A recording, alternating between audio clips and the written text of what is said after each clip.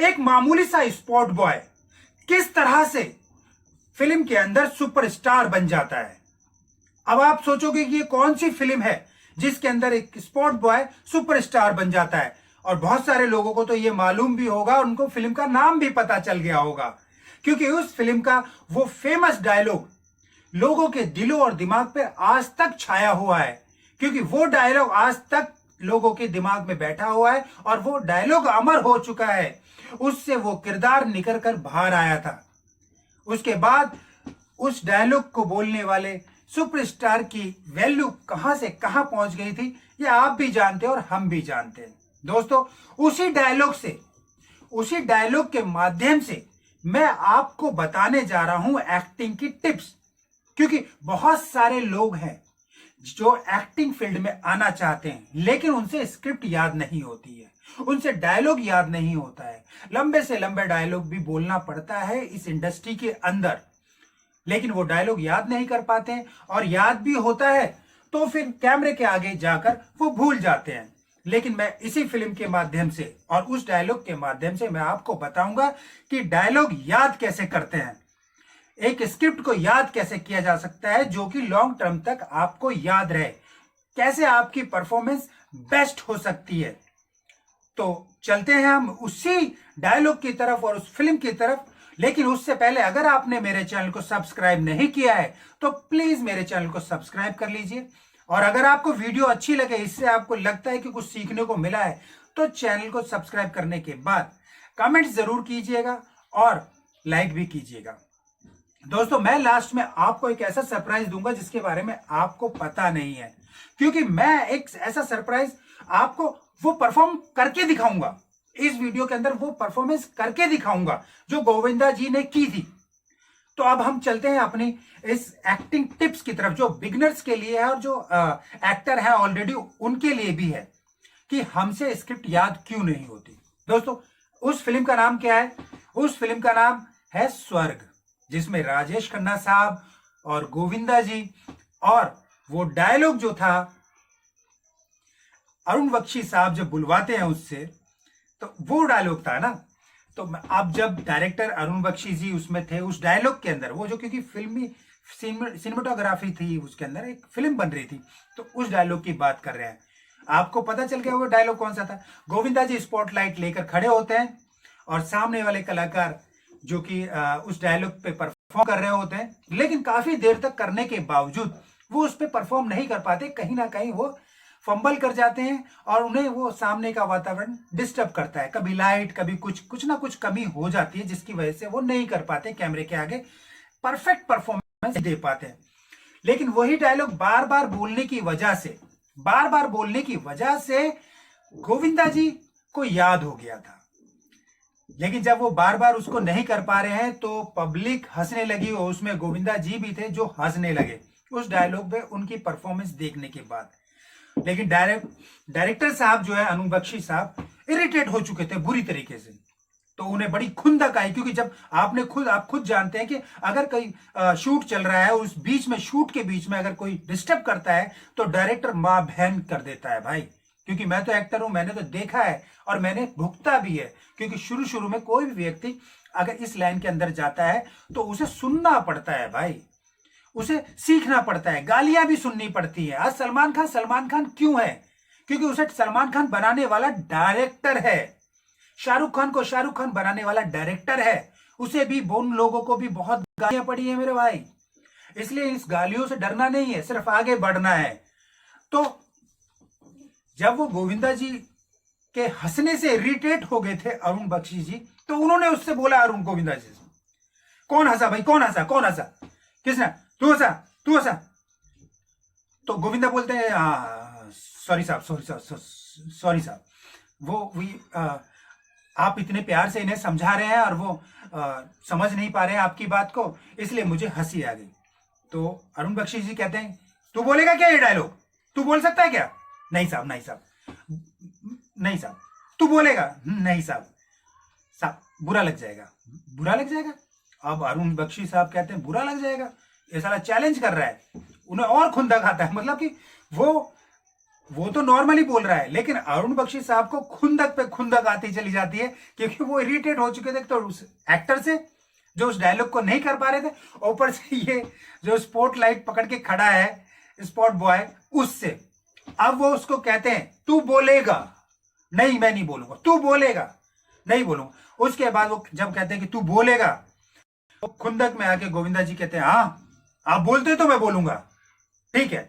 और उसके बाद वो बोलते हैं, और उसके बाद वो डायलॉग जो है धमाकेदार बोलते थे, बड़ी स्क्रिप्ट इतने प्यार से इतने अच्छे ढंग से कह देते हैं। अब आप मेरा इसको समझाने का मतलब तात्पर्य सिर्फ एक है कि वो डायलॉग गोविंदा को क्यों याद हुआ, जिसने वो स्क्रिप्ट याद ही नहीं की थी, और जो परफॉर्म कर रहा था स्क्रिप्ट याद कर कर, वो उसे याद क्यों नहीं हुआ, आप जानते हैं? सोचो, क्योंकि ये हर एक्टर को जरूरी है कि यार जो व्यक्ति याद नहीं कर रहा उसे याद हो गया, और जो याद कर रहा है वो कर नहीं पा रहा। कारण क्या है?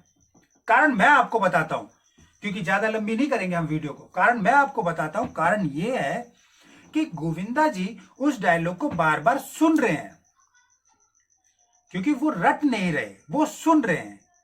और वो जब सुनता है ना, कोई आदमी पढ़ता है बार बार या सुनता है, क्योंकि हम जब कुछ बोलते हैं अगर वो हमारे कानों तक जा रही है तो वो दिमाग में घुसेगी। अब क्या है, जब हम याद करते हैं ना तो वो हम सिर्फ याद करते हैं, रटने की कोशिश करते हैं। तो यहां पे गोविंदा जी रट नहीं रहे, जो परफॉर्म कर रहे थे वो उन्होंने रटा हुआ था, क्योंकि कैमरे के आगे वो कर ही नहीं पा रहे थे। क्यों, मैंने आपको बोला था ना, बताया था कि हम लोग घबरा जाते हैं, हम लोग डर जाते हैं कैमरे के आगे आते ही, ये कमजोरी है, लेकिन इस कमजोरी को ताकत बनाना चाहिए। मैंने लास्ट वीडियो में आपको बताया था, अगर आपने नहीं देखी है तो प्लीज उस वीडियो को जरूर देखना, उसमें आपको बहुत कुछ समझने का मौका मिलेगा, आपको पता चलेगा डर क्या है, कैमरे के आगे का डर क्या है। तो गोविंदा जी उस डायलॉग को इतने बेहतरीन तरीके से बोल जाते हैं, लेकिन जब स्क्रिप्ट याद नहीं की तो उन्होंने बोला कैसे? दोस्तों, उन्होंने स्क्रिप्ट याद नहीं की, इन्होंने स्क्रिप्ट याद की थी। उन जिन्होंने स्क्रिप्ट याद की थी वो बोल नहीं पाए, और जिन्होंने स्क्रिप्ट याद नहीं की थी उन्होंने उस पूरे डायलॉग पे A1 परफॉर्मेंस दी, जो लोगों के दिलों में बैठ गई। आज स्वर्ग फिल्म का नाम अगर कहीं से आ जाता है ना, तो स्वर्ग फिल्म का नाम अगर सुनते हो ना, सबसे पहले कौन याद आता है? गोविंदा और उनका वो डायलॉग, याद है ना? तो मेरा कहने का मतलब यह है कि अभी मैं आपको सिर्फ इतना ही बताऊंगा कि गोविंदा जी ने वो डायलॉग कैसे बताया। कमजोरी है, क्या कमजोरी है हमारी, तो मैं उस कमजोरी को दूर करने की कोशिश करूंगा गोविंदा जी के उस डायलॉग की वजह से, उस सेंस ऑफ ह्यूमर की वजह से जो उन्होंने याद किया।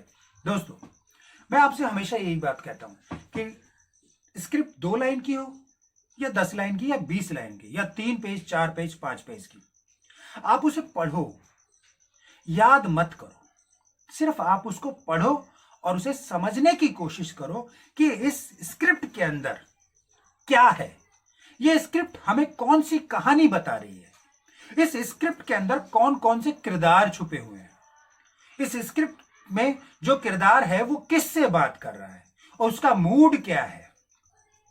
वो उस मूड और उस स्क्रिप्ट के अंदर हर लाइन के, देखो आपको मैं एक बात बताता हूं, हर लाइन के अंदर एक मूड होता है, उस मूड को समझना है। एक वेरिएशंस होता है, एक्सप्रेशंस होते हैं, उनको समझना होता है कि वो स्क्रिप्ट हमें क्या बोल रही है। तो वही चीज है कि उन्होंने वो स्क्रिप्ट याद करी। तो अभी मैं आपसे कह रहा हूं ना, स्क्रिप्ट पढ़नी नहीं, पढ़नी है, याद नहीं करनी, एक बार पढ़ो। या टाइम ही टाइम होता है, ऑडिशन जब देने जाते हो ना आप, तो आपसे ये नहीं कहता कि फटाफट से दो, बहुत सारी जगह कहते हैं कि 5 मिनट में दे दो आप, तो वो गलत होना ही होना है। किस्मत की बात है कि आपकी किस्मत ने साथ दिया और वो ऑडिशन क्रैक कर गया। लेकिन अगर आप के सामने स्क्रिप्ट है तो आप उस स्क्रिप्ट को पढ़ो, नॉर्मली पढ़ो, डायलॉग के रूप में नहीं कि परफॉर्म दे रहे हो वैसे रूप में परफॉर्म आपको पढ़ना नहीं है, सिर्फ उसे पढ़ो। पढ़ोगे 1 बार 2 बार 3 बार 4 बार 5 बार, 5 बार के बाद वो स्क्रिप्ट आपको पता चलने लग जाएगी कि शुरू से आखिर तक चल क्या रहा है। जब उस स्क्रिप्ट को आप 10 बार पढ़ लोगे ना, तो वो स्क्रिप्ट साइड में रख दोगे, आपने याद नहीं किया, सिर्फ पढ़ा है, लेकिन आपको एक एक लाइन याद हो जाएगी, आपको शुरू से लेकर आखिरी तक की लाइन याद हो जाएगी, आखिरी तक का वर्ड याद हो जाएगा। क्योंकि कैमरे के आगे जाने वाले लोग जब स्क्रिप्ट पढ़ रट कर जाते हैं ना, तो पहली लाइन ही भूल जाते हैं, सर वो स्टार्टिंग क्या है, सर वो स्टार्टिंग क्या थी, यही पूछते हैं स्टार्टिंग क्या थी। स्टार्टिंग बता देते हैं, 2 लाइन के बाद फिर फुस हो जाते हैं, फिर दोबारा बताता है एडी। तो दोस्तों अगर आप एक अच्छे एक्टर बनना चाहते हो, एक अच्छे अभिनेता बनना चाहते हो, तो स्क्रिप्ट को रटना छोड़ दो, स्क्रिप्ट को पढ़ना शुरू कर दो। कि स्क्रिप्ट पढ़ोगे तो समझोगे। अगर इस स्क्रिप्ट को आपने समझ लिया तो मां कसम आपको अच्छा अभिनेता बनने से कोई नहीं रोक सकता। क्यों थिएटर वाले लोगों को ही चुनते हैं लोग, क्यों प्रायोरिटी लोगों की ये होती है कि थिएटर वाला व्यक्ति है, हमारी रिक्वायरमेंट है थिएटर वाला व्यक्ति होना चाहिए। थिएटर का मतलब ये नहीं कि सीधे एनएसडी से हो या किसी भी उससे हो, स्कूल से नहीं। थिएटर वाला व्यक्ति का मतलब होता है कि वो व्यक्ति होना चाहिए जो इम्प्रोवाइजेशंस कर सकता है, जो लाइनों के साथ खेल सकता है। और लाइनों के साथ वही खेलता है जो स्क्रिप्ट को रटता नहीं है, पढ़ता है, जो उस पूरी स्क्रिप्ट को समझ लेता है और उसे अपने ढंग से कह सकता है। उसे पता है कि मुझे परफॉर्म क्या करना है, मुझे सामने वालों को क्या देना है। वो लाइन ऊपर नीचे हो जाएंगी लेकिन वो देगा वही, और डायरेक्टर को क्या चाहिए वही। अगर आप स्क्रिप्ट को समझ गए तो आप डायरेक्टर को उसके हिसाब से दोगे। माफी चाहता हूं दोस्तों, कैमरा बंद हो गया था इसलिए बीच में रोकना पड़ा। दोस्तों मैं आपको बताने जा रहा था कि आप डायरेक्टर के हिसाब से, डायरेक्टर जो चाहता है ना आप वही दो। अगर वो आपको वो देते हो ना डायरेक्टर के हिसाब से, मन मुताबिक अगर आपको उसको देते हो, तो वास्तव में डायरेक्टर आपको खेलने का मौका देता है, डायरेक्टर आपको करने का मौका देता है कि स्क्रिप्ट में आप जैसा चाहे वैसा परफॉर्म करो, लेकिन उसके हिसाब से। एक बार कैमरा भी सेट कर लेता हूं मैं। हाँ, तो इसीलिए मैं दोस्तों आपसे सिर्फ इतना ही कहूंगा कि स्क्रिप्ट को पढ़ो मत, स्क्रिप्ट को रटो मत, सॉरी पढ़ो।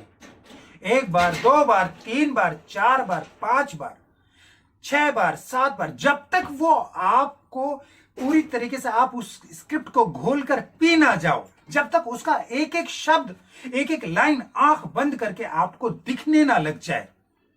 और यार मैं मजाक नहीं कर रहा हूं, आप किसी स्क्रिप्ट को, आप कोई भी कॉपी का पेज ले लो यार, उस पर 10 लाइनें लिख दो कहीं से भी। उन 10 लाइनों को आप कम से कम 10 से 15 बार पढ़ लो, और पढ़ने के बाद उस लाइनों को अलग रख दो। अगर वो 10-15 लाइन आपको याद ना हो जाए ना तो मेरा नाम बदल देना दोस्तों। इसलिए दोस्तों कहता हूं कि अगर आप स्क्रिप्ट को रटोगे ना, आप पढ़ोगे ना, अगर आप स्क्रिप्ट को पढ़ोगे तो मां कसम आपको याद हो जाएगी, जो टेंशन आपकी थी ना वो दूर हो जाएगी। तो इसी वीडियो के माध्यम से मैं आपको वो टेंशन दूर करना चाहता था जो कि लोगों से स्क्रिप्ट याद नहीं होती। अब मैंने लास्ट में कहा था कि शुरू में मैंने कहा था, क्योंकि लास्ट में मैं आपको इसी डायलॉग पे परफॉर्म करके दिखाऊंगा, गोविंदा जी के डायलॉग पे, ठीक है, कि गोविंदा जी ने कैसे बोला था। क्योंकि कैमरा सामने है और मैं पूरी तरह के फ्रेम में नहीं हूं, लेकिन जितना भी हो सकता है मैं आपको बोल के और करके दिखाता हूं, ठीक है।